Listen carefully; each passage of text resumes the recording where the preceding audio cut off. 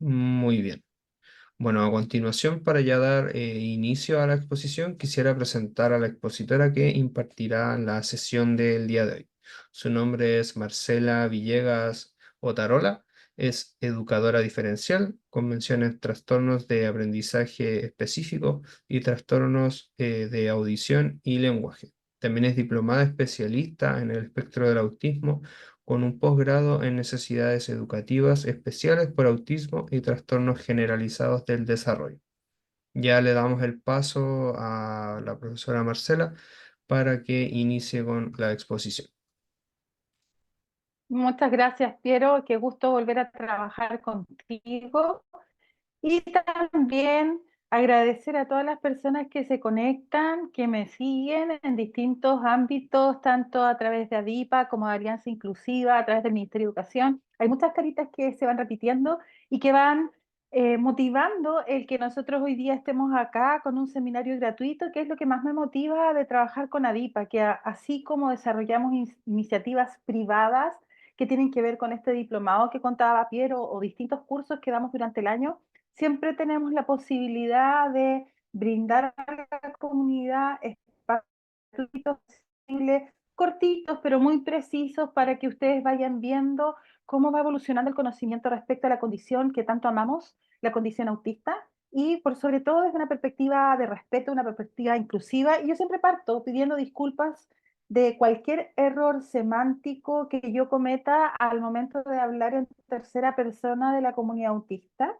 No hay nada más odioso que no hablar en primera persona, sino que escuchar que un tercero habla de la condición autista. Por lo tanto, a todas las personas autistas que hoy día nos acompañan, madres, padres, cuidadores de la comunidad autista que nos escuchen, pedirles mis sinceras disculpas y siempre situarme en una perspectiva de mucho respeto sobre sus reportes en primera persona, que son significativamente muchísimo mejor de lo que yo como docente puedo desplegar. Así que una vez dicho esto, contarles que este seminario es hermano del seminario que hicimos respecto a protección de los derechos de niños, niñas, adolescentes autistas. Están articulados porque se enmarcan dentro de una línea formativa que estamos desplegando en ADIPA y que se concreta a través del diploma y también junto a personas autistas que nos van a acompañar, como Chantal Garay, que siempre está en nuestro seminario, presidenta de FENAU, también Dilian Nadeas, que son personas que favorablemente han sido muy generosas respecto de la información en primera persona y generando un activismo profundo que dio lugar a una política pública respecto del autismo. Así que a ellas que son parte del diplomado, siendo personas autistas, mujeres autistas, también a Gabriela Verdugo de la Fundación FUAN, agradecerles que sean parte de esta tremenda iniciativa, porque si no hay primera persona, se nos cae toda la declaración inclusiva que estamos tratando de levantar. Entonces, desde esta perspectiva del diplomado, lo que hemos intentado hacer es tener una mirada que sea consistente respecto a cómo abordar la atención de niños autistas, cuál es el mejor modelo de abordaje y por dónde comenzar. Y el por dónde comenzar, en el seminario anterior nos quedamos solamente en los dos primeros cuadraditos que están en la plataforma de ADIPA como seminarios gratuitos para quienes no pudieron participar, se puedan unir y puedan compartirlo, revisarlo y que sirva como insumo para su aprendizaje continuo. La idea es saber cómo iniciar y el cómo iniciar tiene que ver con enfrentar una posición al momento de evaluar espectro autista. Pero no hablamos de la evaluación diagnóstica, hablamos de la evaluación desde una perspectiva amplia, desde una perspectiva integral, desde una perspectiva psicosocial que nos permita, principalmente a los que estamos en el mundo psicosocial, poder delimitar con claridad cuáles son las necesidades de apoyo de la persona autista independientemente de su edad e independientemente también de los entornos. Seguramente ustedes van a comentar muchas cositas en el chat, ahí también agradecer a mi compañera siempre de los seminarios, de las charlas del diplomado Alejandra González, una destacada psicóloga a nivel nacional con vasta experiencia en el mundo del autismo, así que si hay algo en el chat específico quisieran preguntar, seguramente Alejandra va ahí a salir y a darles alguna información al respecto. Entonces, si nosotros vamos a iniciar un trabajo con personas autistas en el espacio escolar, en el espacio clínico, en el espacio de la crianza, que es uno de los espacios más desafiantes en el mundo del autismo, nos tenemos que situar de alguna perspectiva que va mucho más allá certificarse en un instrumento en particular, ¿ya? Bienvenido sea el A22, bienvenido sea el DSM-5, bienvenido sea el EVAI, el PEP y todo lo que nosotros conocemos. Pero no hay forma más adecuada de visualizar las habilidades o restricciones, particularidades neurodivergentes de la población autista, es escuchando su voz y conociendo a distintas personas que tienen la condición y que se desenvuelven en distintos entornos.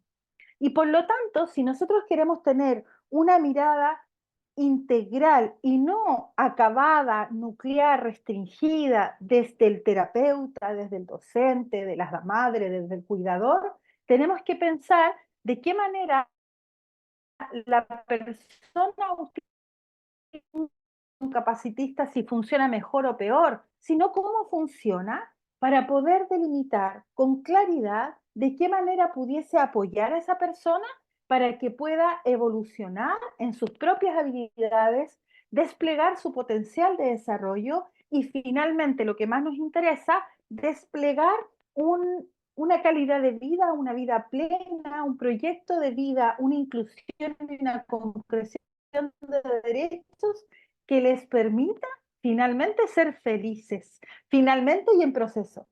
Y cuando hablamos de espectro autista y queremos avanzar en la evaluación, lo primero que yo recomiendo siempre es tener certezas de lo que hablamos cuando hablamos del espectro del autismo como condición y hacer clara distinción de lo que es el diagnóstico. Para los que ya me han escuchado otras veces, van a decir, pero otra vez, sí, pero siempre se va incorporando gente nueva y por lo tanto tenemos la responsabilidad de poner eso en la mesa.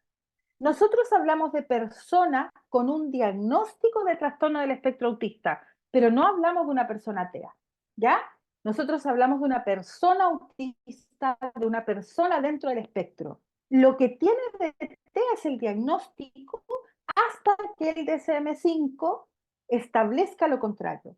Y hoy día, a partir de las voces autistas, se ha llegado a la conclusión, tanto el Ministerio de Salud como el Ministerio de Educación, de referirse a la palabra TEA exclusivamente para hablar del diagnóstico. Es un eufemismo, para nada, sino que la condición autista se transforma hoy día desde una perspectiva mucho más amplia en una identidad y en una cultura. Y por lo tanto, desde esa perspectiva y la valoración de la contribución que hacen a la ciudadanía, no podemos seguir hablando de niños TEA, de los grupos TEA, de la ley TEA. La ley se llama Ley de Autismo, Ley 21.545, y por lo tanto, esas palabras las vamos a valorar, consolidar y difundir para que seamos consecuentes con una perspectiva inclusiva. Ahora, no hay duda de que el diagnóstico va a seguir siendo TEA en el decreto 170 y también en el COMPIN hasta que la política pública y el DSM-5 digan lo contrario. Entonces, cuando nosotros hablamos del espectro autista como condición, estamos hablando de una condición que tenemos que conocer y ese conocimiento es parte de la evaluación. Yo no puedo aplicar una A2, no puedo aplicar un DSM-5, una DIR, no puedo establecer una lista de camuflaje o de coeficiente autista si no conozco con certeza lo que es el autismo. Y el autismo es una condición de origen genético, tiene un origen biológico, de alta heredabilidad y prevalencia hoy día en nuestro país y a nivel internacional. Por lo tanto, siempre digo, 1 en 51 en Chile hasta el momento, no hay otras cifras más actualizadas, 1 en 36 en el Centro de Detección de Enfermedades Norteamericano, ya el CDC. Y por lo tanto, con ese nivel de prevalencia, quienes trabajamos en el mundo educativo o en el mundo sanitario, también en las asociaciones y también en las familias con personas autistas e intentamos, tenemos el compromiso de contribuir a su vida, tenemos la responsabilidad entonces con ese nivel de prevalencia para el cual ningún sistema todavía está preparado de difundir cada conocimiento a partir de una práctica basada en evidencia y un conocimiento docto científico, aun cuando lo diga de manera coloquial. ¿Ya? Por lo tanto, es una condición genética, una condición biológica que se ubica, si tuviésemos que ponerlo en algún sitio, se ubica en el sistema nervioso central, donde hay tres áreas afectadas, particularmente evolucionadas, desarrolladas, neurodivergentes, que son el lóbulo prefrontal, la amígdala cerebral y el tálamo, y que explican toda la manifestación que nosotros vemos. La falta de control de impulsos o de organización, la honestidad cruda, la ansiedad social, el temor al juicio social, una amígdala cerebral que amplifica la emoción y que no puede tener una regulación efectiva e inmediata, y para lo cual mucho, y un tálamo que integra los estímulos del entorno de una manera desorganizada o por hiper. Esta condición se manifiesta a lo largo del ciclo vital, pero se manifiesta de manera distinta. Hay diversas manifestaciones de espectro autista, por lo tanto, no podemos pensar que la evaluación es un protocolo estable, fijo, o que el abordaje, aun cuando sea de evaluación biopsicosocial, desde una perspectiva de abordaje biopsicosocial, sea un prototipo de intervención, porque eso no existe. Cada persona autista requiere cosas distintas y tiene indicadores de manifestación, principalmente en la emoción, en la participación, en la interacción social, en la flexibilidad mental, que son los indicadores cruciales para hablar de la condición, se despliegan de manera diferente según el entorno. Y podrían preguntarse ustedes, los que recién se incorporan a estas charlas, ¿por qué el entorno? Si el autismo, la condición, el espectro, no es una condición reactiva o secundaria a una situación contextual. Claro que no, pero el contexto tiene mucho impacto sobre un cerebro biológicamente vulnerable al estrés y a las demandas del entorno.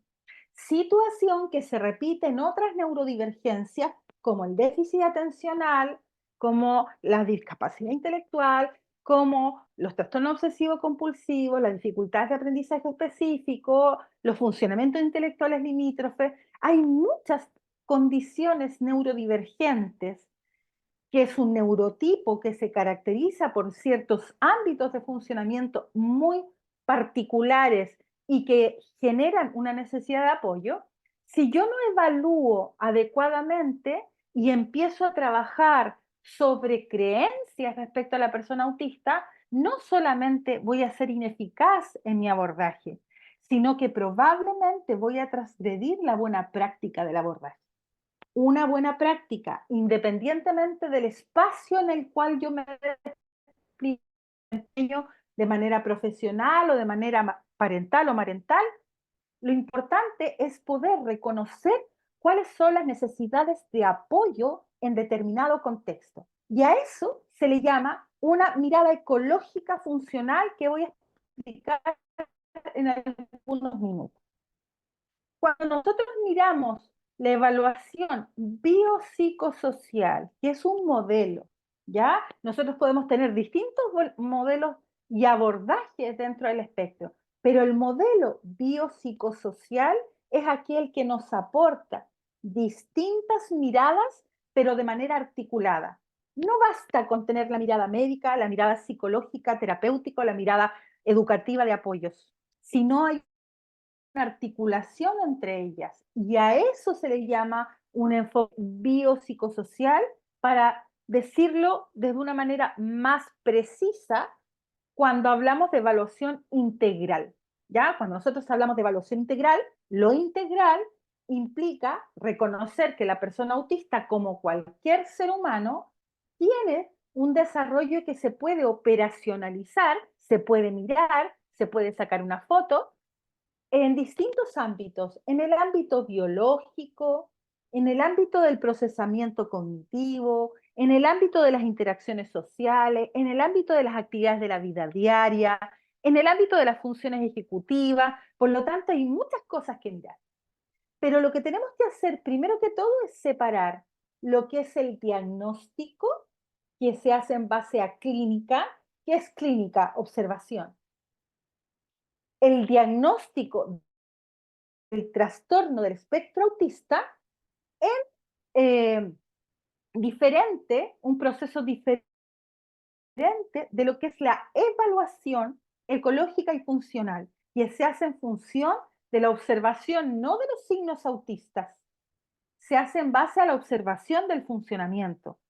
Porque si yo les digo que, mira, resulta que mi autista favorita presenta un autismo de tipo femenino, nivel 1, con una alta ansiedad, dispraxia motora, una afectación sensoriomotora, sensoperceptiva, con dificultades de ansiedad social.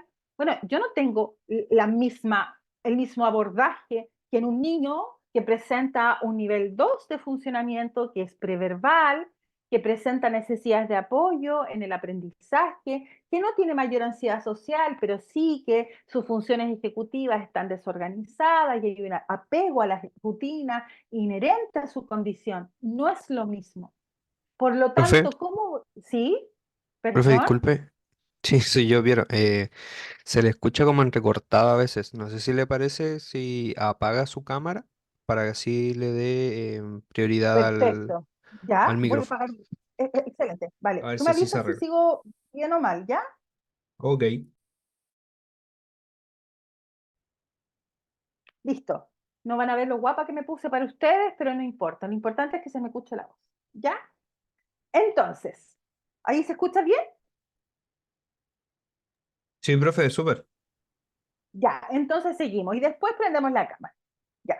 Entonces, vamos a hacer una diferenciación entre el diagnóstico que se hace en base a la clínica y que ocasionalmente se hace necesario incorporar algunos elementos psicométricos como la 2.2 o evaluativos cualitativos como el EVAI, el CARS o el IDEA, que tenemos de todos esos cursos aquí con ADIPA, de una evaluación funcional y ecológica. ¿De qué hablamos cuando hablamos de evaluación funcional ecológica? Estamos hablando de la funcionaliza cómo la persona interactúa con su entorno y cómo su comportamiento está influido por factores ambientales. Eso es. La perspectiva ecológica, queremos saber cómo interactúa la persona, no solo desde la interacción social, sino la interactúa del despliegue, de cómo se mueve, de cómo se relaciona, cómo se ajusta, cómo se adapta, pero poniendo especial atención al entorno. ¿Y por qué vamos a poner especial atención al entorno? Porque en determinados entornos la persona autista va a presentar un funcionamiento más o menos autónomo. En algunos espacios la persona es más o menos comunicativa. La persona usa más o menos lenguaje verbal. ¿Se organiza o no se organiza mejor? ¿Quiere participar o no quiere participar? Y eso no tiene que ver exclusivamente con la persona. Eso tiene que ver con las oportunidades que le ofrece el entorno para funcionar como ser humano autista. En los espacios en que la persona no se puede desplegar adecuadamente y las barreras y las demandas y los juicios siguen siendo elementos esenciales a la hora de interactuar con la persona autista, es muy probable que la persona autista restrinja su participación, aumente su ansiedad social, aumente su evitación o por otro lado, que tenga conductas socialmente desajustadas que intentan mitigar lo que está pasando en su entorno. Y lamentablemente, como profesionales, seguimos poniendo mucha atención en los resultados en test, en los resultados en escalas, en lo que dice el nivel 1, nivel 2, nivel 3, más que pensar de qué manera el entorno está ofreciendo oportunidades de desarrollo y está ofreciendo oportunidades de participación.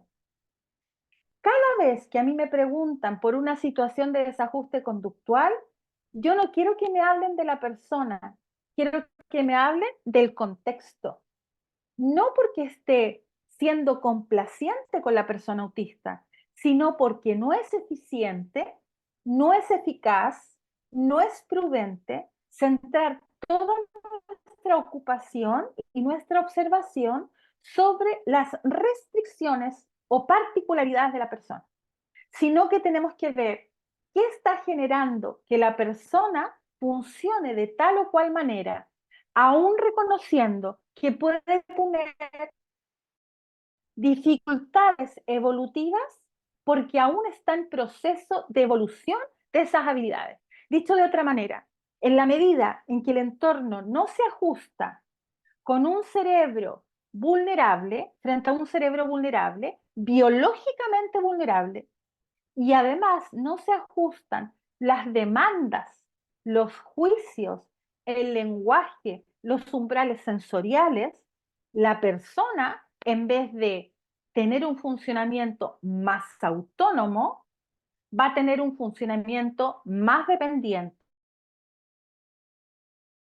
más ajustado al entorno social, van a desplegarse conductas evitativas. Y esas conductas evitativas, algunas van a ser de autolesión o de heterolesión. Algunas son internalizantes, que no las veo sobre el perfil femenino, y hay otras que van a ser externalizantes. Pero cuando nosotros nos planteamos, mira, ¿qué le pasa al niño, a la niña, al adolescente? ¿Qué déficit, qué restricciones, qué problemáticas tiene? La pregunta yo la doy vuelta y digo, el entorno, ¿qué ha hecho para que esa persona pueda tener oportunidades de desarrollo y de participación? Y al menos a mí, sé que Alejandra, sé que al grupo de ADIPA y el equipo de este diplomado, que hemos desarrollado bastante material que vamos a compartir con ustedes cuando participen, o a través de estos seminarios también, es desplegar material que quede a su disposición para que puedan revisar las creencias que hay a la base y que hacen que sigamos focalizados en las dificultades y o limitaciones, particularidades, divergencias de la población autista, en vez de pensar qué estoy haciendo yo o qué no estoy haciendo yo para contribuir a ese desarrollo. Desde esa perspectiva, entonces tenemos que entender que esta evaluación ecológica y funcional no es que se haya hecho para autismo. La mirada ecológica y la mirada funcional vienen de otros ámbitos del conocimiento. Por ejemplo, el enfoque ecológico del desarrollo humano, que yo amo profundamente, de Uri Brenner, desde hace muchos años, esto es del 80, pero sigue vigente y siguen estableciéndose nuevos marcos conceptuales y procedimentales a partir de este enfoque, señala algo que para nosotros hoy día es súper natural de comprender, pero en su momento fue una innovación. Fíjense que el desarrollo humano se da en contexto. El desarrollo humano ocurre en contexto. ¿Sabían ustedes?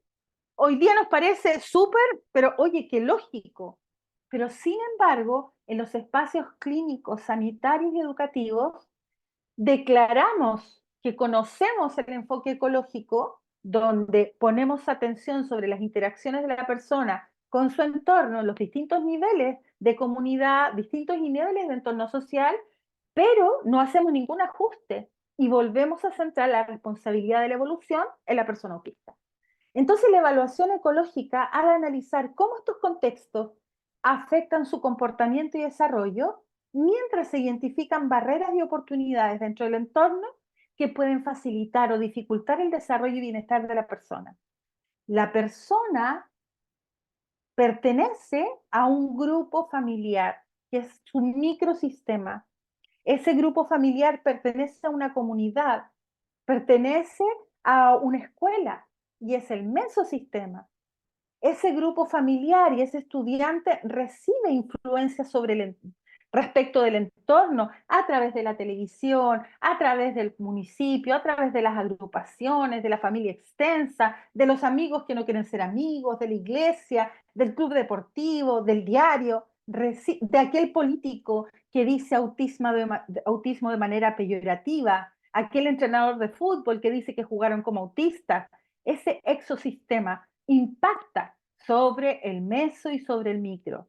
Y por lo tanto, la persona deja de ir. Si yo voy al supermercado y cada vez que voy al supermercado la gente me mira inadecuadamente y va a donde los guardias porque un niño está gritando y el guardia me dice que tengo que salir o que no le deja comerse un Super 8 en el minuto que se desreguló, estoy haciendo que esa familia deje de ir al supermercado y que el niño se quede sin las oportunidades de participación.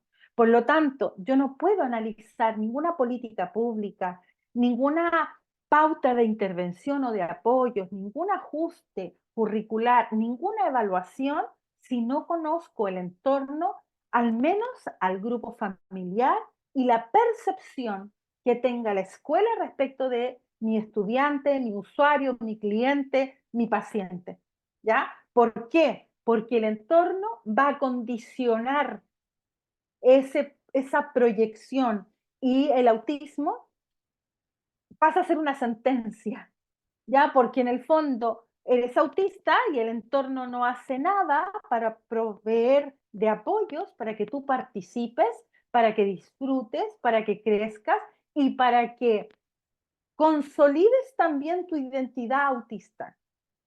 Cuando las personas autistas se confirman en su identidad, avanzan muchísimo en su bienestar emocional y en su salud mental.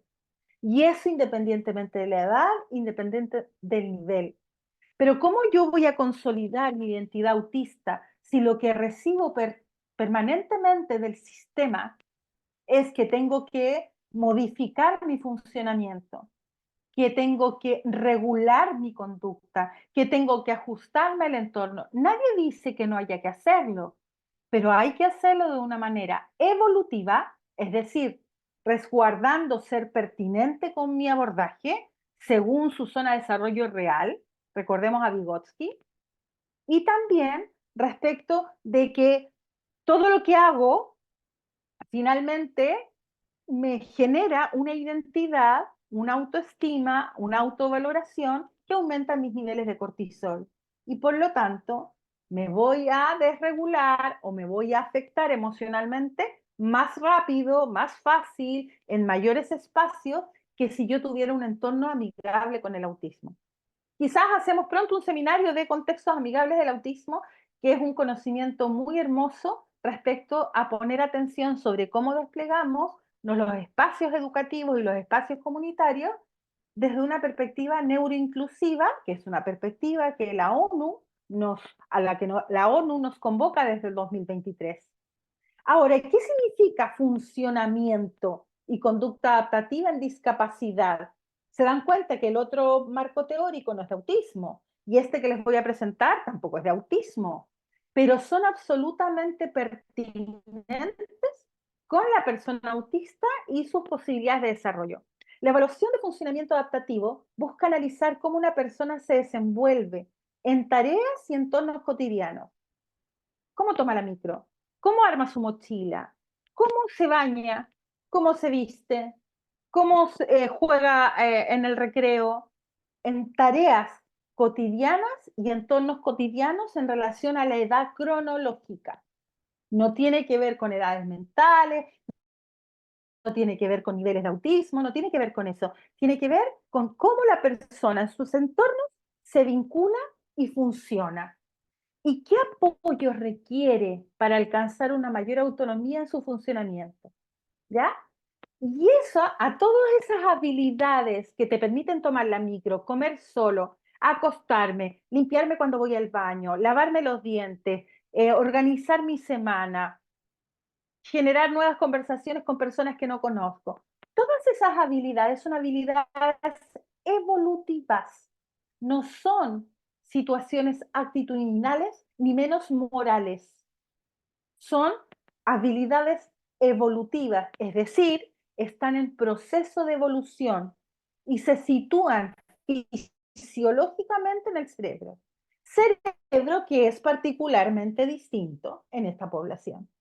Ese funcionamiento adaptativo y esas habilidades adaptativas se organizan, me faltó ahí una letra, se organizan en conceptuales, sociales y prácticas. Voy a poner un ejemplo. Yo voy a tomar la micro. Para tomar la micro tengo que hacer tres cosas. Primero, tengo que identificar el número y el recorrido de la micro.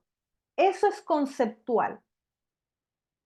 Tengo que levantar el brazo, pensemos en la micro antigua que no para por paradero, sino que la que tengo que extender el brazo con mi tarjeta o mis monedas en la mano para que me pare. Al momento, eso es práctico. Y al momento de subirme a la micro, yo digo, buenas tardes, se paga, muchas gracias, y no le tiro las monedas sobre la cajita o no le tiro la tarjeta en el rostro, sino que me ajusto a la convención social de que yo le paso las monedas, me pasa un boleto o hago sonar una tarjeta. Y esa es una habilidad social. Por lo tanto, cuando yo le pregunto, ¿qué quieres comer, Juan? ¿Qué quieres comer, Lauri? Se despliega una habilidad conceptual, social y práctica. Pongamos la mesa, conceptual, social y práctica. Conceptual, somos 5 personas, se ponen 5 platos. Social, me siento en la mesa y me ajusto al entorno y como de mi plato. Y práctico, tomo el tenedor y voy pinchando uno a uno y no como con la mano. Ya por lo tanto, todo lo que hacemos las personas tiene que ver con un funcionamiento adaptativo. Esas habilidades se desarrollan paulatinamente según la información que yo tengo en mi ADN. Los criterios evolutivos, si yo no camino, yo no puedo saltar vallas. Si yo no camino, no puedo saltar la cuerda. Por lo tanto, son progresiones evolutivas. Por eso el principio de autonomía progresiva de la ley está muy bien explicado. Yo tengo que reconocer cuál es su nivel de autonomía, dar apoyos para que haya cada vez mayor autonomía y menos dependencia. Pero eso no ocurre de un día para otro. Ni se soluciona el problema poniéndole una persona al lado, ni se soluciona el problema de autonomía invisibilizando la necesidad del apoyo, sino que es el andamiaje. Igual como enseño a leer, igual como enseño a escribir, igual como enseño a usar el dinero. Entonces, cuando nosotros pensamos en una persona autista, niño, niña, adolescente, tengo que pensar que tiene un proceso evolutivo particular que probablemente no se ajuste a los criterios evolutivos típicos. Y mientras más necesidades de apoyo, más me distancio del desarrollo típico, pero el desarrollo sigue siendo el mismo. Lo que pasa es que los niveles de dominio de esa habilidad tardan más y hay algunas que se desarrollan de manera, voy a usar una palabra solamente con fines académicos, con mucho respeto, se desarrollan de manera precaria. Por ejemplo, el lenguaje verbal. Las personas autistas, por ejemplo, de nivel 2, tienen un lenguaje verbal, pero este es precario. Precario me refiero a que es muy básico, muy concreto, muy centrado con sus motivaciones, de carácter imperativo para pedir, menos declarativo. Pero hay niños, por ejemplo, que aún teniendo un lenguaje verbal muy explícito, muy fluido, pueden tener una habilidad comunicativa más precaria, porque hay una conducta evitativa con un mutismo contextual y por lo tanto el lenguaje en sí mismo como única habilidad no marca, sino que marca el conjunto de habilidades que permiten a la persona en un determinado entorno tener un funcionamiento adaptativo. Espero estar explicando, esta temática es hermosísima, porque en el fondo siempre que evalúo, tengo que estar pensando en apoyos. A lo mejor alguno de ustedes quiso participar de esta experiencia formativa porque quieren ver pruebas. Y la verdad es que yo soy lo menos psicométrica del mundo. Yo creo profundamente en el rol de observador comprometido, que logra aprender a leer la lógica autista. Y yo creo que una de las cosas que mejor he aprendido en la vida, en estos 25 años caminando personas autistas de mi lado, a mi lado, yo de su lado, es a poder identificar qué necesidades de apoyo tiene y qué tengo que hacer más eficientes, pero también reconociendo mis propias restricciones como ser humano, en donde también me voy a molestar, también me voy a inquietar, también me voy a sentir, también voy a llorar, también me voy a desesperar. ¿Ya? Desde esa perspectiva humana, volvemos a un enfoque biopsicosocial en donde tenemos cerebro, funcionamiento cognitivo y apoyos. Si lo vemos desde esta perspectiva, el bio sería el reconocer el impacto de la condición biológica. La condición biológica es la condición que se asocia a un diagnóstico, ¿ya? Los psico, habilidades neuropsicológicas, proceso de aprendizaje y funcionamiento adaptativo. Y social, centrado en calidad de vida, oportunidades del entorno y provisión de apoyos. Por lo tanto, en el abordaje educativo, ¿cómo se podría desplegar? Cuando yo insisto en hacer diversificación de la enseñanza solamente de manera temporal, te voy a dar más tiempo para la evaluación, pero no considero los umbrales sensoriales, no considero la experiencia social de la evaluación, no considero la cantidad de contenidos que estoy abordando, no considero la priorización de objetivos de aprendizaje, no considero la coexistencia, que la coexistencia puede ser un trastorno del sueño, una discapacidad intelectual, una apraxia verbal. No saco nada con ajustar el currículum sin mirar los elementos biopsicos. Necesito tomar decisiones sabiendo quién es la persona que tengo al frente. Y ese proceso es evaluación. Evaluación ecológica funcional, porque es un proceso de evaluación que considera el entorno, ese entorno en el que se desenvuelve naturalmente la persona y el funcionamiento, considerando qué habilidades a un proceso de desarrollo, qué habilidades ya están a punto de ser alcanzadas y dominadas, qué habilidades no vamos a ver desarrolladas. Y cuando digo habilidades no desarrolladas, yo he aprendido a decir, y no pasa nada. No pasa nada, no me refiero a que dé lo mismo. No pasa nada porque vamos a tener que implementar un sistema de comunicación aumentativa alternativa. Porque vamos a tener que instalar un sistema que permita establecer cierta ruta de aprendizaje.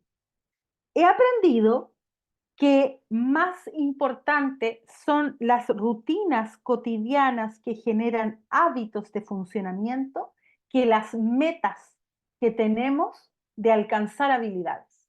No sé si me explico. Es mucho más poderoso repetir todos los días en la mañana lavarse los dientes y pensar que lo importante es que todos los días nos lavemos los dientes, al pensar que alcance la meta del autocuidado en la higiene menor. Porque ese objetivo se tiene que traducir en actos. Y esos actos son las rutinas cotidianas en las que generamos apoyos. No importa, hoy día, si tú no lees fluidamente, estás en cuarto básico. No es mi meta esa. Mi meta es que todos los días podamos leer juntos un texto adaptado para que tú te impliques en una lectura que está adaptada para tus características cognitivas. Y por lo tanto, no puedo tomar esas decisiones si no sé reconocer quién es la persona autista que tengo al frente. ¿Y eso qué significa? ¿Significa solamente que profesionalmente no funciona? Ojalá fuese solo eso. Lo que a mí más me impacta es que tras esas decisiones que no consideran los perfiles de funcionamiento de las personas y no consideran los ajustes del entorno, hay sufrimiento. Y ese sufrimiento genera deserción escolar, discontinuidad en la asistencia, deserción absoluta del espacio educativo y del sistema educativo de manera general, y eso va directamente relacionado a una afectación de la salud mental, a depresión, a ansiedad social, a conducta escolar, una fobia escolar, autolesión, ideación suicida, recordando que ayer fue el Día de la Prevención del Suicidio. Por lo tanto, ¿qué relación tiene lo que estoy diciendo con eso? ¿Cómo hizo la articulación? Porque las personas autistas, discúlpenme hablar en tercera persona, de un día para otro no tienen una ideación suicida. Es una acumulación de frustración que parte en la infancia con un entorno que no logra comprender que lo relevante es la plenitud, la participación y el acceso al aprendizaje de esa persona, la concreción de sus derechos, el ejercicio de su ciudadanía, la contribución que pueden hacer al entorno. La primera vez que yo escuché estos términos tan distantes a lo educativo fue de la comunidad autista, fue de FENAUT, fue de Mila. ¿Y qué hice? Bueno, me voy a poner a estudiar porque estas personas están hablando desde una perspectiva que yo no he alcanzado a comprender todavía. Cuando empiezo a comprender el impacto del modelo social, de la participación ciudadana, de la identidad autista, para mí fue un aporte sustancial porque todo lo educativo, hoy día lo oriento, lo hacía, pero de una manera menos intencionada directamente en que cualquier evaluación que yo haga no es para definir qué te falta, sino qué me falta a mí entregarte. No es que a ti te falte algo, a mí me faltan estrategias para entregarte un mejor desarrollo, un mejor espacio educativo, una crianza más respetuosa. A mí me falta quizás medicación, no a mi hijo autista. A mí me falta para poder tener la sabiduría y la templanza de acompañarte en los malos momentos y no desistir cuando tengamos altas barreras a la participación y poder reinventar una y otra vez los espacios educativos, los espacios familiares, los espacios comunitarios. Bueno, yo me voy por las ramas porque a mí me apasiona esto, les pido mil disculpas, pero todo esto es evaluación, porque la evaluación es la valoración y la valoración tiene que ver con el conocimiento comprometido de cuál es su historia médica, cómo se identificó el autismo, qué coexistencias hay. Hay déficit atencional asociado, hay trastorno del sueño asociado, hay dispraxia motora, hay apraxia verbal, hay un trastorno de integración sensorial. ¿Qué necesidad de apoyo médico farmacológico tiene? Está en un nivel de alerta constante que impide que se focalice lo esencial y requiere de una ayuda, requiere de un apoyo terapéutico porque no tolera los zapatos y en el colegio no es posible andar sin calzado, requiere de una valoración de salud física y mental de manera sistemática, porque estoy viendo que entra la pubertad y la adolescencia y está mucho más distante, está mucho más evitativa, está durmiendo a sobresalto, todo eso es bio. Y eso le corresponde a salud, y por eso hay que hacer una articulación con salud desde los espacios educativos.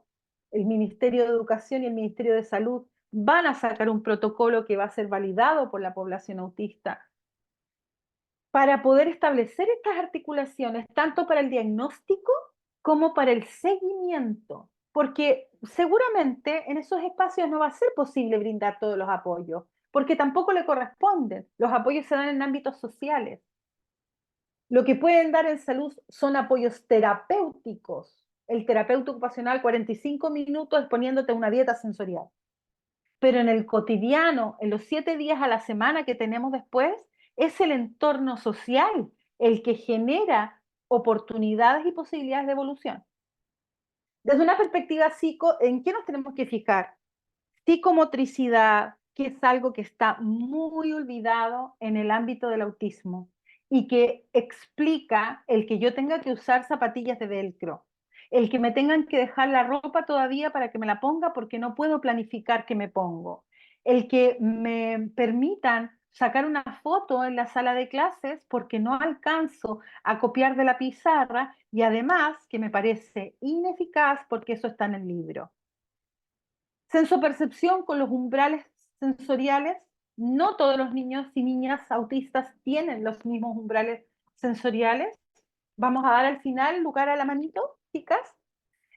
Comunicación, lenguaje y habla. ¿De qué manera se está comunicando? El que tenga lenguaje no significa que sea efectivo en su comunicación, ¿ya? Y el que no tenga lenguaje no significa que no sea efectivo en su comunicación, porque son paralelos, son complementarios, pero van un poquito por carriles paralelos, el lenguaje, la comunicación y el habla. Y ahí hay que ver de qué manera el lenguaje se ha puesto al servicio de la comunicación, de qué manera el habla puede ser fluida y poder concretar físicamente tu pensar. Habilidades emocionales, que es algo que hemos instalado a través de los planes de acompañamiento emocional y conductual.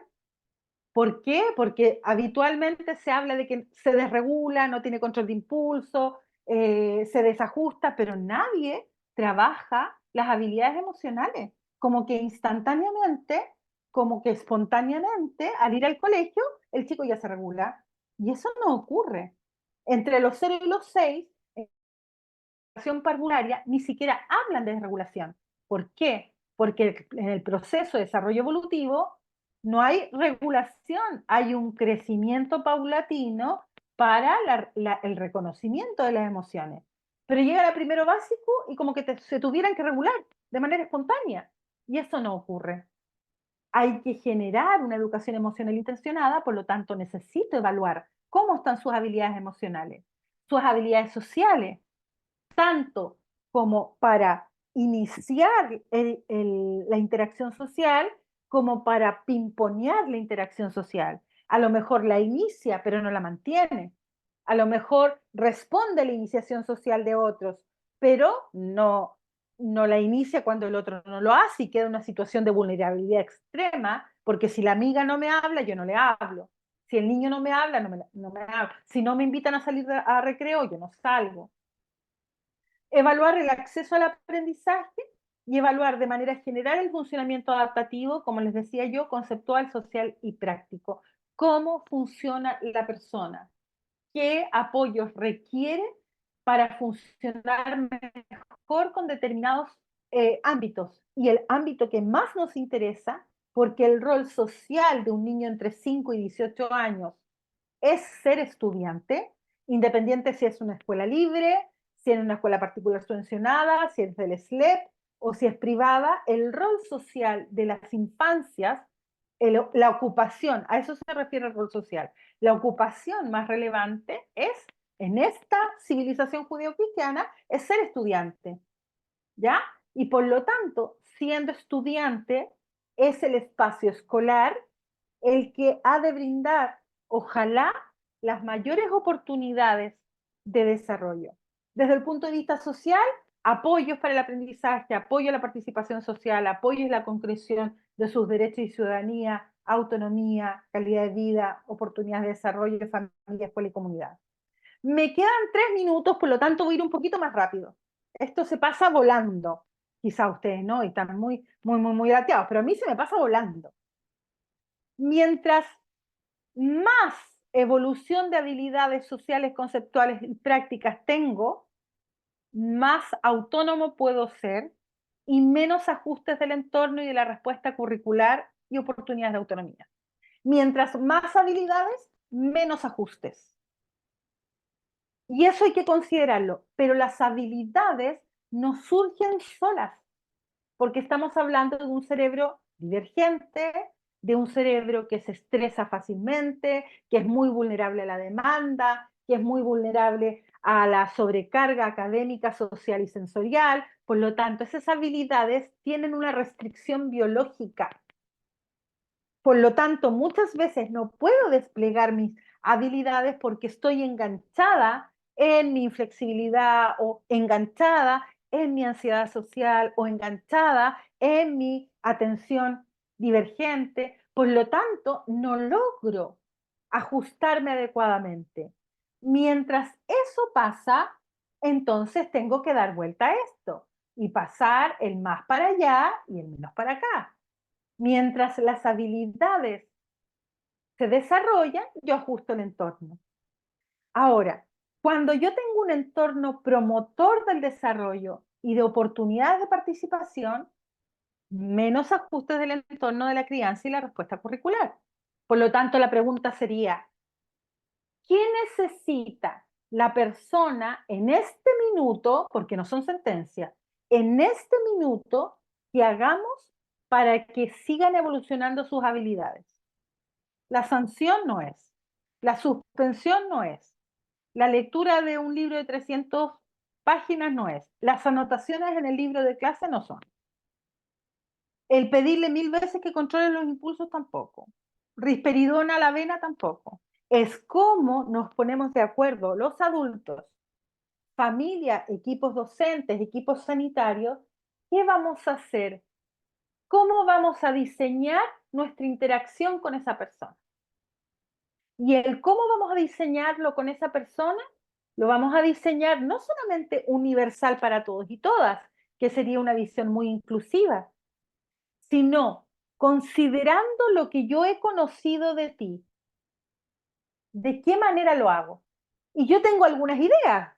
Por ejemplo, sé que si logramos establecer que tú eres un chico dentro del espectro con niveles de apoyo tipo 1, porque no es la persona en la nivel 1, son los apoyos, lo más probable es que lo más difícil sea regulación emocional y salud mental.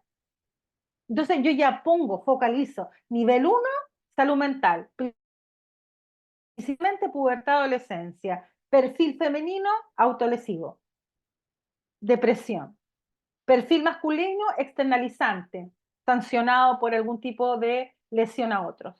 Entonces yo ya voy haciendo mi paquetito de evaluación. En el nivel 2, yo sé que presentan un funcionamiento altamente condicionado por el desarrollo de sus habilidades. A medida que mejoran sus habilidades lingüísticas, cognitivas, sociales, emocionales, el chico aumenta su funcionalidad, aumenta su autonomía, aumenta. Y en el nivel 3, que lo más probable es que hayan muchas coexistencias, probablemente una discapacidad intelectual que no tengo posibilidad de establecer el número, sino que lo veo por funcionamiento, va a tener mayores niveles de dependencia, va a requerir más de la mamá, va a requerir más de la educadora diferencial, va a buscar a los hermanos, se va a quedar muy apegado a los objetos. Yo ya sé entonces qué tengo que hacer. Voy a tener que diseñar alguna estrategia en las escuelas, porque hoy día los chicos con nivel de apoyo 3 ya están ahí. Por lo tanto, no puedo pensar que una persona que tiene esas necesidades de apoyo va a estar siendo autónomo, entrando a salas, sacando su mochila, estando en el dictado y aprendiendo división. Y ahí se produce una tensión, porque tenemos unas ideas que son súper fantasiosas y sin sentido de realidad, porque no aprendemos a mirar a nuestro usuario, mirar a nuestro paciente, mirar a nuestro estudiante, mirar a nuestros hijos y nuestras hijas, y con crudeza, con respeto, amor y compromiso, mirar lo que veo. Y mirar, y duele, y me aprieto la guata, y me pego mi llorar, y me frustro, y me enchucho, pero ese es el que tengo, esa es la que tengo. Y por lo tanto, tengo que diseñar respuestas que sean pertinentes, y para eso tengo que saber mirar. Ahora, de un curso que se llama Batería Evaluativa en Espectro del Autismo, que es una pequeña tablita, yo todo lo vuelvo tabla, que dice, ¿cuál es la dimensión en el ámbito educativo esto?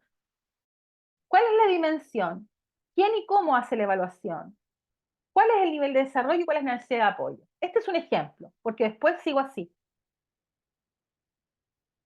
Motor, ¿quién y cómo hará? Por ejemplo, acá, desarrollo motor, docentes de aula, equipo PIE, valoración cualitativa, recurso formal. Nivel de desarrollo, el estudiante manifiesta dificultades de coordinación dinámica de manos, en actividades de motricidad fina, requiriendo un esfuerzo significativo en tareas relativas a estabilidad como la escritura.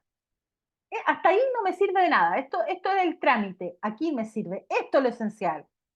Proveer al estudiante de recursos escritos para acceder al aprendizaje, evitando la escritura a la copia de manera extensa o en breves periodos de tiempo, posibilitar la escritura imprenta mayúscula y facilitar lápiz de mayor grosor al habitual.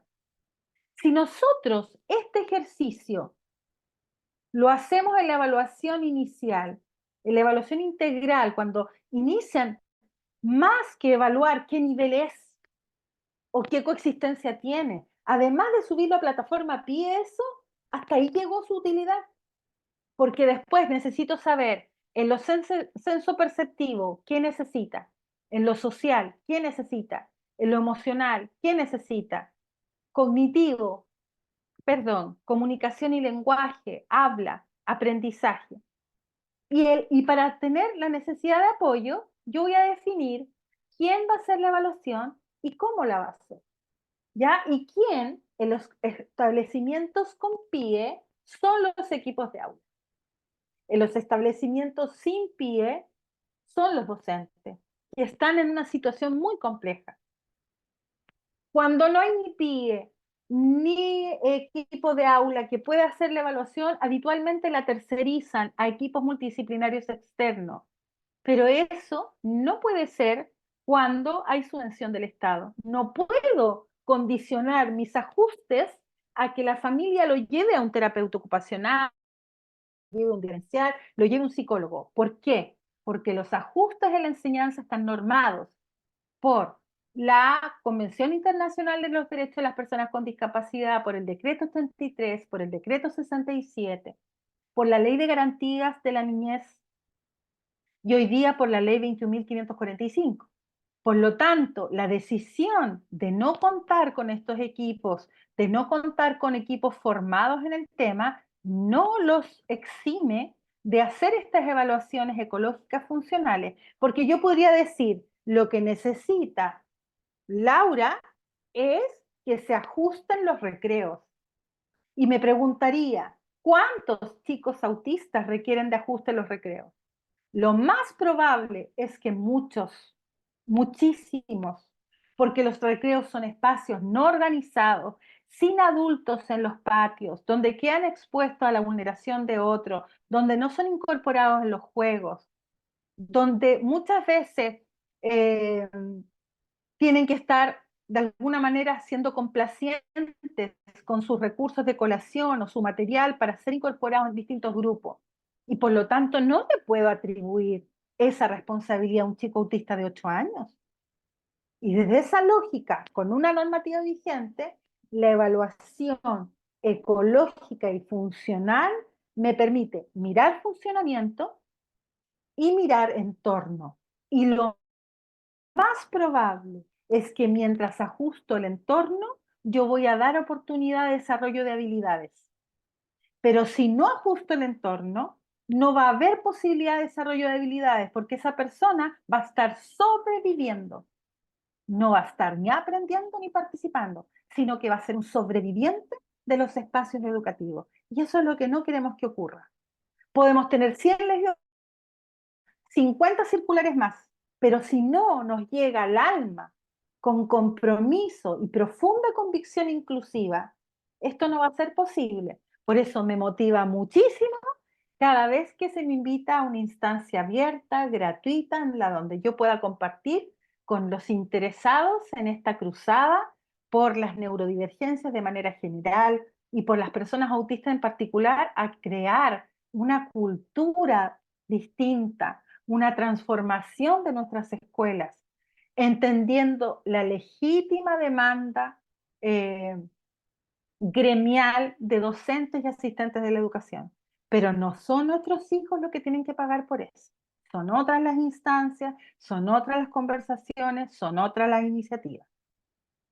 Bueno, todo esto tiene que ver con las buenas prácticas, en la promoción, todo lo que he dicho, recursos evaluativos pertinentes, trato y consideración de las preocupaciones de la familia, identificación de los ajustes razonables del entorno, foco en la promoción de entornos promotores del desarrollo y bien tratantes, que vamos a trabajar en este marco del diplomado que estamos ya levantando, que empieza el 26 de septiembre y que nos tiene muy ilusionados y que tengo el privilegio y el honor de coordinar. Así que Vamos a 15 minutos de preguntitas, creo que no me da para más. Muchísimas gracias.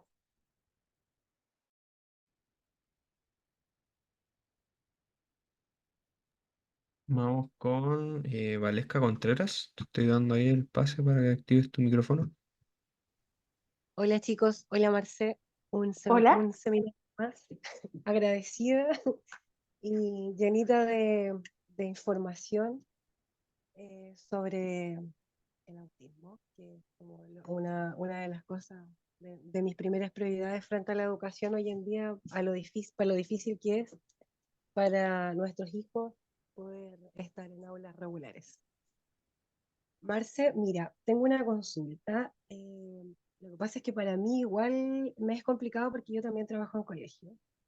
Yo creo que si hay alguien más que trabaja en colegio y es papá de chico autista, es súper difícil encuadrarse frente a las dos veredas porque uno siempre racionalmente va a actuar como mamá. El instinto, digamos, de madre siempre va a salir. Pero, ¿sabes? Tengo una duda. No tengo como el tema de cómo poder llegar, porque ya con los pies ellos tienen como toda la información, están llenos de charlas, siempre se les entrega por aquí, por allá, mil tips y todo el tema, pero los profesores, por ejemplo, de asignatura o profesores jefe, el cómo poder eh, qué herramienta poder utilizar, porque yo, por ejemplo, ya he agotado como toda mi herramienta, como todo mi conocimiento frente al tema, para poder hacerles comprender, digamos, de cierta forma, el cómo poder comunicarse y el cómo poder entender a los chiquillos de repente cuando se desregulan, no sé, en una sala de clase, una persona autista con necesidades nivel 3. No sé cómo abordarlo con estos profesores, los profesores jefe y profesores de asignatura. Ya. Mira, finalmente y complejamente es la formación desde una perspectiva humanista comprometida, yo lo he visto como el recurso esencial. Y el otro recurso esencial es liderazgo pedagógico. Finalmente es el sostenedor y el director, el equipo directivo, el responsable de que sus profesores y profesoras desplieguen la norma. El no ajustar, el no comprender, el no disponerse, bueno, transgrede la circular 586. Y la circular 586 emanada junto a la sociedad civil, la Superintendencia de Educación, en el marco de la ley de autismo, es una circular muy poderosa que se ha descrito como una circular muy progresiva y que le habla al sostenedor y al equipo directivo, quienes son los responsables de formar a sus comunidades educativas. A mí me llama mucho la atención que, por ejemplo, aquí nos acompaña Kelly, que ella teniendo una escuela libre está mucho más preocupada de la formación de sus docentes que muchos colegios particulares subvencionados con PIE, ¿ya? Y por lo tanto uno dice, pero ¿cómo si es una escuela libre? No, es que ella asume la responsabilidad que le compete en un marco, un Estado de Derecho, y un Estado de Derecho, sus estudiantes autistas los protege una norma y además de protegerlos una norma y un compromiso, un sentido de derechos humanos profundo. Entonces yo creo que llega un minuto en que, no que me ha pasado a mí, Valesca, que yo en algún minuto me esforzaba muchísimo por el convencer, pero hoy día me esfuerzo mucho por formar y aplicar normativas, ¿ya? No es una opción que usted ajuste y comprenda y se forme. No es una opción. El sostenedor tiene la responsabilidad de dar espacio de perfeccionamiento. Y si no lo brinda, y yo me siento como mamá, como docente, me siento, pero realmente atada de manos porque estas personas no lo hacen, también hay que plantearse si es el mejor perfil para el trabajar en un establecimiento que está recibiendo a esos estudiantes. Yo solamente el sostenedor tiene una responsabilidad, ha firmado un convenio para ese reconocimiento oficial, menos obliga a hacer, ¿ya? Porque no han firmado ese convenio. Pero aquel que tiene un reconocimiento oficial, aquel que recibe subvención del Estado, hay platas públicas involucradas. Y para eso también existe una superintendencia de educación, que finalmente quizás no voy a denunciar en todos los casos, pero voy a pedir una mediación. Yo confío plenamente en, en la comunidad autista para evolucionar. Yo le podría decir 50.000 veces al ministro de Economía que haga un censo, pero no hay voz más poderosa que las agrupaciones. Y por lo tanto, también dentro de las propias comunidades educativas, me preguntaría qué formación o qué desafío le plantean las propias familias al establecimiento. Mira, y no se trata de pelear, pero se trata de conversemos. No es posible, esto es Ahí voy yo, suficiente. Marce. Ese es el tema aquí. No es un tema de querer pelear con estos profesores, sino que es un tema no sé de qué forma meterle en la Es que cabeza yo, que en realidad, es que ahí el porque yo lo liderazgo único pedagógico. mira, lo único que me dicen es como, bueno, pero es que esta ley de autismo que tienen ahora y estos tantos papelitos, ¿cachai? Bueno, se quedan ahí en puros papeles, pero ¿qué pasa con nosotros? Pero es que yo le digo, profe, pero es que lo que pasa es que acá no es un tema de ustedes, sí es un tema que viene de más arriba, pero yo necesito que también ustedes entiendan a estos chicos, pues. Mira, para poder cerrar un poco en ese Como súper... ámbito, cerrarlo de esta manera. La población a nivel nacional cambió. No es la misma que hace 15 años atrás. Y dentro de lo que ha cambiado la población, el estudiantado autista latinoamericano, porque también tenemos participantes de México, Guatemala, Nicaragua, siempre en nuestros cursos.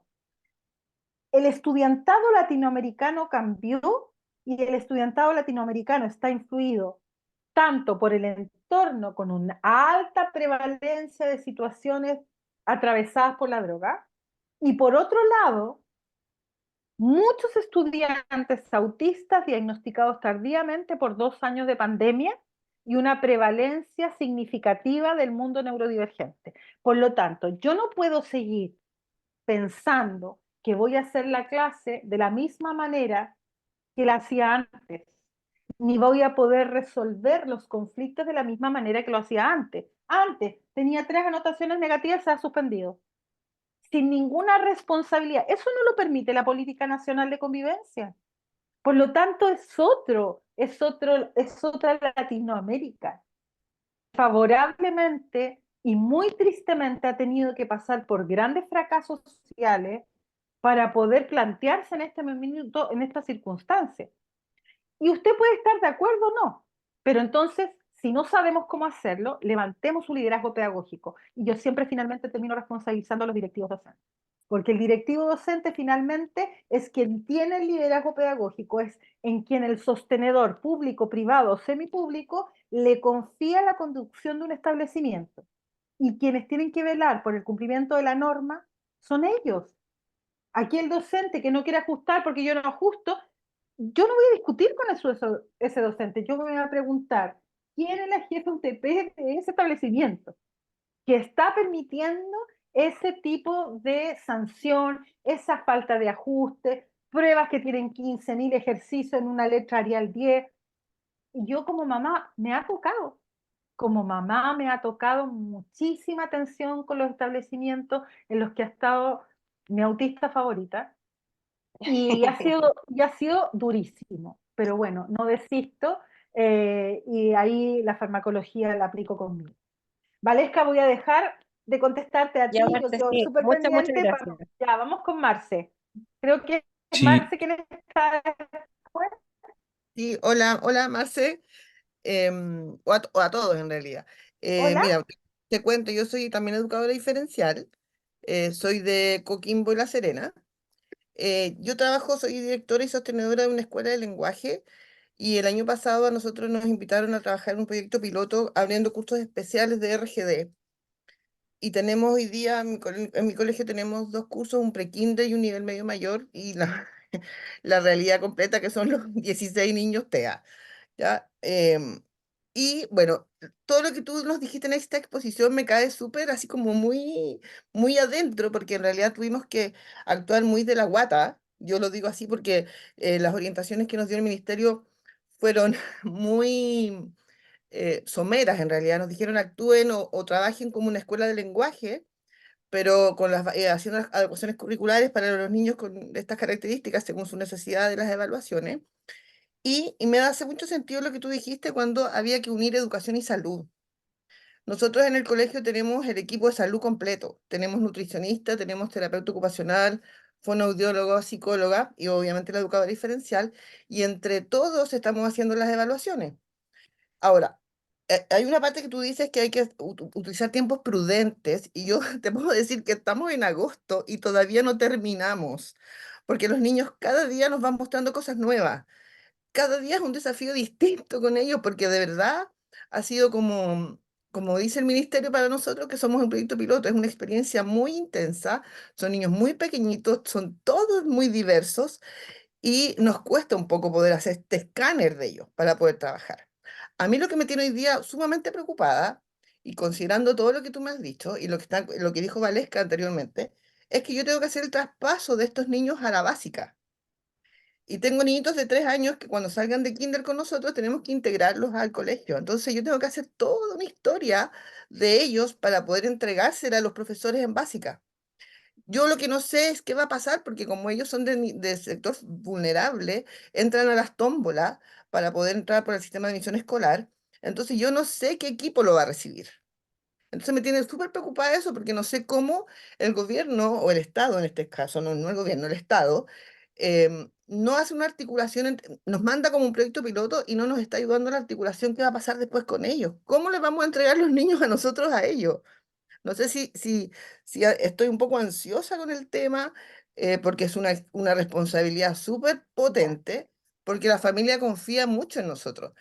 Y lo otro que te quería preguntar con respecto a esta evaluación integral o ecológica, ¿dónde metemos a la familia? Porque hoy día yo tuve una experiencia un poco, me sirvió de aprendizaje. Yo por una circunstancia en particular suspendí las clases de hoy día y yo cometí un error y suspendí una jornada que no tenía que haber Te escucho suspendido, mal. Ah, ya, ya. ¿ya? Y dentro de esa suspensión estaba el curso de los niños TEA y una de las mamás me llamó porque ella se había sentido discriminada, porque yo suspendí el área de RGD y no suspendí lenguaje. Entonces ella creyó que yo había suspendido Ujú. porque era un curso particular. Y me di cuenta que ella estaba muy sensible con respecto al tema. Se sienten discriminados por cualquier cosa. Entonces para mí era súper normal suspender las clases, pero para ella fue muy doloroso. Entonces, ¿cómo Ya. yo trabajo con la familia ese tipo de cosas? Mira, lo que hartas cosas me han hecho ruido y que quizás no pueda responder en esta instancia, pero los chicos dentro del espectro del autismo no corresponden a escuelas de lenguaje, ya, por Sí, lo tanto, disculpa. Sí, disculpa. Lo que pasa es que esto es un proyecto piloto que están con otro decreto. No están en lenguaje. Están dentro de la escuela de lenguaje, pero en una sala que trabajamos bases curriculares, pero tienen en este caso el código de deficiencia de déficit intelectual, pero trabajamos una adecuación curricular, pero en ¿dónde preescolar, estás tú? ¿En qué región? en La Serena, Coquimbo. ¿Y un jardín privado del SLEP, del DAEM, de No, qué es? es una escuela de lenguaje.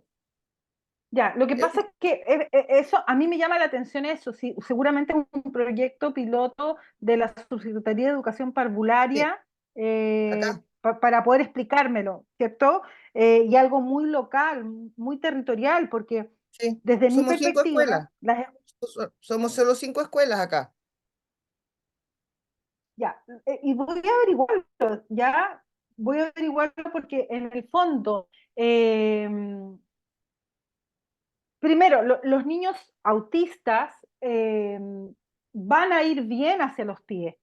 Los programas de integración escolar están recibiendo muchísima información y fortalecimiento de sus espacios educativos en torno a las necesidades educativas especiales de sus niños. Y el problema que tenemos en los PIE es la cantidad de chicos que hay, porque no todos los establecimientos con subvención del Estado tienen PIE. Pero si yo tengo que elegir dónde se educa un estudiante autista, yo no tengo duda dónde se tenga que educar, en un establecimiento con programa de integración escolar. Y ese programa de integración escolar tendremos que fortalecerlo a través de múltiples recursos, directrices, ojalá en algún momento subvención, pero mientras antes ingresen a la escuela regular, yo lo veo mejor. Si un niño puede entrar a la escuela regular, siendo autista, puede trabajar en la educación regular en transición 1, yo inmediatamente le sugiero que entre a transición 1, porque la escuela de lenguaje está pensado en la escuela de lenguaje. No está pensado en autismo y también seguramente, no lo conozco en profundidad, pero las educadoras diferenciales, ojalá que tengan con especialidad en discapacidad intelectual y no en lenguaje. Sí, claro. Ya, entonces Esos son los requisitos. tengo que No, averiguar sí, absolutamente.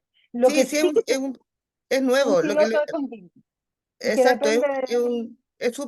es súper innovador y bueno, como les digo, somos 5 escuelas que estamos trabajando de esa manera.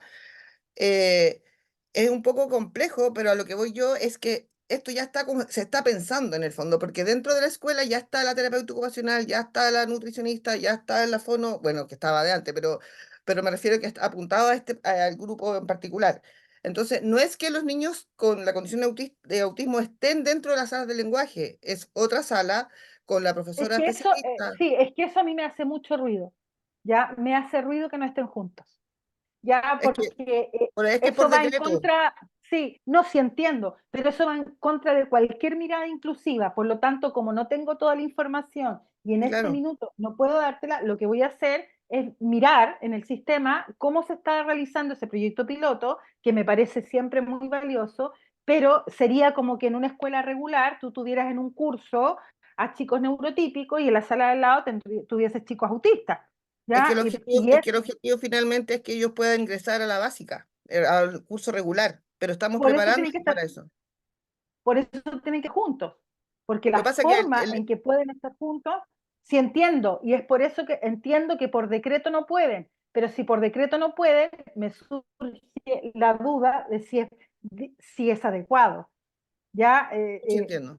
si es adecuado que yo como mamá esté en el curso de los chicos TEA y tu hijo está en el curso de los TDL, es muy fuerte, Sí, ya, lo que porque pasa es en que el el plan de estudio, fondo es que como se dice, en lenguaje nosotros no podemos hacer las adecuaciones tan particulares como trabajamos con los niños con TEA, porque tenemos 16 planificaciones distintas, en cambio el lenguaje, solamente la diferencia se hace en el plan específico, el plan general es para todos Pero igual. yo creo que ese equipo piloto a lo mejor debiesen solicitar me voy a meter en el tema, no puedo obviarlo, ya, porque lo más probable es que requieran de una formación especial para que no tengan 16 PASI. No necesitan 16 pases por 16 autistas, ya, Sí, sí, necesitan sería una mirada maravilloso inclusiva. porque es un trabajo extraordinario. Ya, lo último que te voy a preguntar es de quién dependen estas 5 escuelas. ¿Quién es el sostenedor? Somos sostenedores particulares, como todas las escuelas de lenguaje. 5 escuelas particulares y que dependen, que son entonces en el fondo la coordinadora de educación especial o la subsede de educación parvularia, lo podría saber. Ya, La supervisora de educación especial, porque desde ahí nos llamaron a perfecto. 5 escuelas. Perfecto, ¿no? Mira, a mí me parece muy interesante lo que estás planteando para poder saber y profundizar, y por eso te pido mil disculpas no poder responder más allá en profundidad porque me quedo un poco enganchada en la normativa. Sí, sí, es complejo porque Sí, nosotros, el plan de estudio son las bases curriculares de la educación parvularia, pero desde ahí tenemos que hacer toda la adecuación, los PAS y los PAI, todo por niño, para poder después levantar eso y presentarlo a la educación general básica. vale. Sigamos con la otra. Gracias, Marce. Ya, Gracias. Me chao. diste mucha información. Chao. Profe, Sí, disculpe, ya no alcanzamos más preguntas, estamos en la hora. Así que chicos, lo siento muchísimas mucho, pero gracias. sí, no sé si puede dedicar algunas palabras, Bueno, dejar a la gente invitada a que se unan al diplomado que vamos a mira, sortear. por supuesto que los dejo invitados al diplomado que van a sortear. Acuérdense que hay un seminario previo que pueden descargar de la página de ADIPA. Nosotros con Alejandra hemos hecho varios, yo he hecho como 5, así que si quieren instruirse, si quieren compartir esta mirada, porque esta es una mirada personal también, basada en evidencia, pero todos tienen lógicas distintas. Esta es la nuestra, esta es la que vamos a compartir en nuestro diplomado. Lamento no haber podido hacer más preguntas, contestar más preguntas, pero confío en que nos vamos a encontrar en otra oportunidad, ¿ya? Así que un abrazo muy fuerte y no desistan. Muchísimas gracias.